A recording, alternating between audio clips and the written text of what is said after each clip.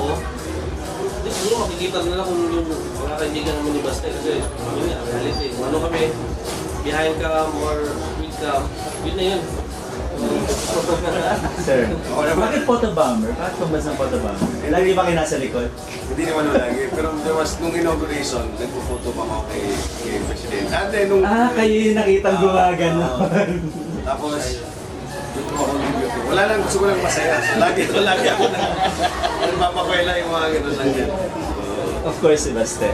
You're the main, parang you're the main ba or parang pantay-pantay na?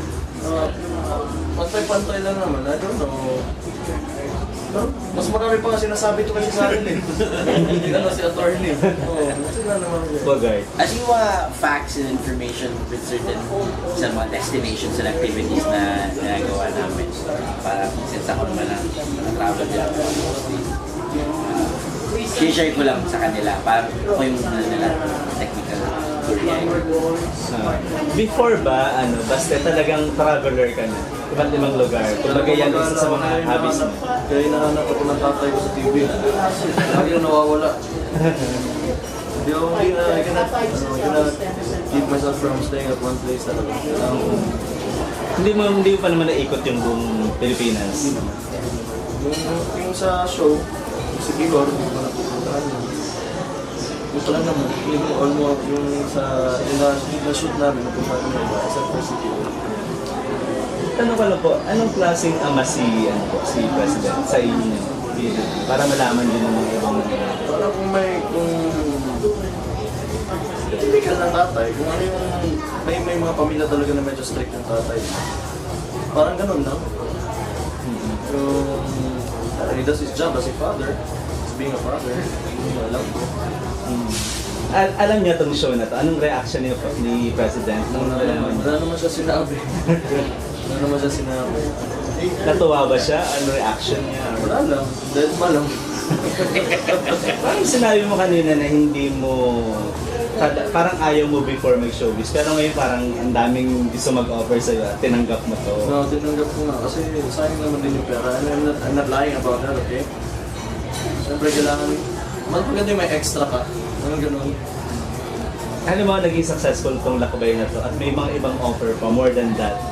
Yun nga, I mean yung acting or ibang music, you're on music, parang gano'n, gusto mo explore? Probably music, no? Pag nakagawa ko ng originals ko, but wala pa ako masyadong panahon for that. Yung iba naman acting, I'm not so sure about acting kasi wala, I never explored that even before. I don't entertain the idea. Kung ano man meron, mapilit talaga ako. Hindi ako tumatanggap lang ng kung ano mang projects. Kaya, you don't see too much of me, diba? Kasi talagang hesitant pa rin ako. Hindi naman nagiging comfortable ako. May magiging, sabi niyo kanina may mga magiging guest kayo dito. Kumbaga, ano yan, bawat episode ba meron or parang choice nyo ba yan? Mga artist ba yan? Models ba? Or what? Ganito yung nangyayari kasi yung episode 1 and 2, dahil lagi ako nagbibisaya. Tapos sabi ko, na ginausap ako ng network, ng TV5, if I can talk in Tagalog, because it's a medium, tama naman sila. And so I suggested na kumuha naman sila ng Tagalog speaking na mga guests. Kasi yung awkward naman kasi para sa amin na magsasalita kami ng Tagalog. Tapos alam naman na may Bisaya kami lahat, di ba? So yun, sino nga yung mga guests natin? Pwede sabihin, pero kahit nga kami, hindi namin alam kung sino yung mga kasama natin. So, yun na lang.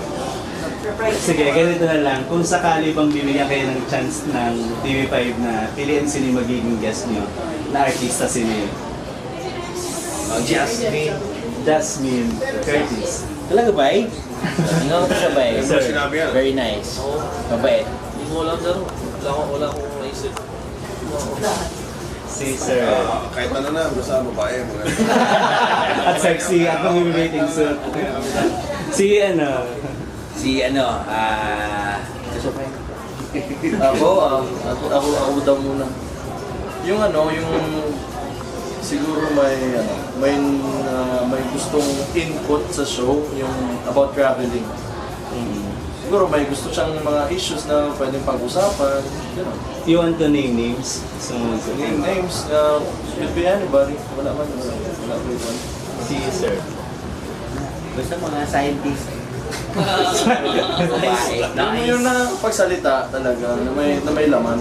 Hindi naman yung puro diba, pagandaan lang. Kami kasi malalalim kami. Tsaka galing namin sa pagkakita. So, ayaw namin yung liability sa show. I don't know if it's okay to ask. You want to guest Ellen soon kung sakali. Wala naman akong problema sa mga ganun. Trabaho lang naman. Ellen Vela. Ellen Bella. Okay, congratulations. Thank you.